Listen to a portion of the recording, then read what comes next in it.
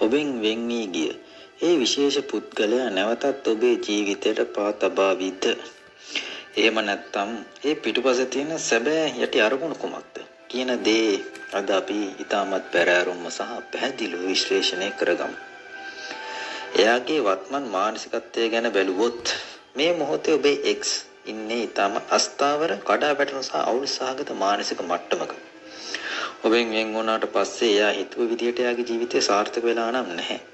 එයාගේ ලෝකය එයා ගොඩනගා ගන්න හදපු සැලසුම් එකින් එක බිඳ වැටිලා විනාශලා ගිහිල්ලා. විශාල මානසික කම්පනයක් පසුතැවීමක් සහ ඉස්බවක් එයා මේ මොහොතේ විඳින්න සිටිනවා. ඔබ නැති අඩුව එයාට තදින්ම දැනෙනවා. ඔබ කොතරම් එයාගේ හදවතේ ඇති සැබෑ හැඟීම් ඔබ කෙරෙහි එයාගේ හදවතේ තාමත් විශාල ආකර්ෂණයක් දැඩි ආසාවක් සහ නැවත එකතු වීමේ දැඩි උනන්දුවක් තියෙනවා.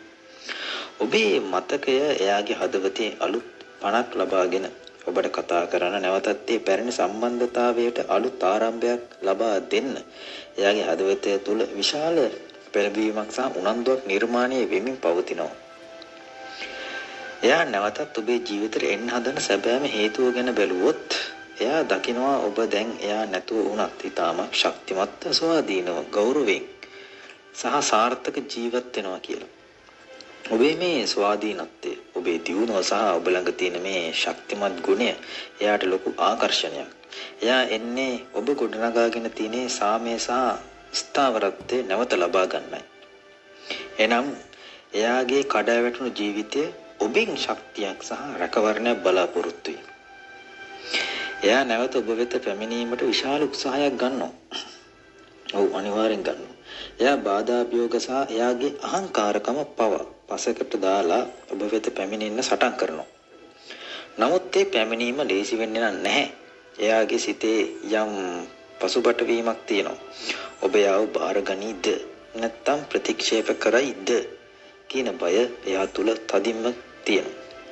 ඒ නිසා එයා යම් ප්‍රවේශයකින් තමන්ගේ මතය වෙනුවෙන් තර්ක කරමින් හෝ සටන් කරමින් තමන් නැවත ඔබ වෙත එන්න උත්සාහ කරයි. මේ සියල්ල හැමුවේ ඔබ ගත යුතු නිවැරදිම පියවර තමයි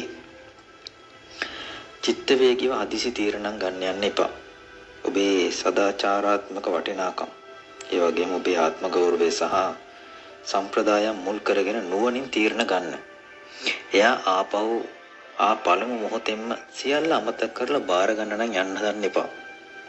පැහැදිලිව සීමාවන් තියාගන්න. එසේත් නැත්නම් తాවකාලික ආකර්ෂණයක් විතරද කියන දේ කාලයකට දී පරීක්ෂා කරලත් බලන්න. ඔබේ X නැවතත් ඔබේ ජීවිතයට පා තැබීමේ ඊටමත් ඉහළ සම්භාවිතාවයක් තියෙනවා.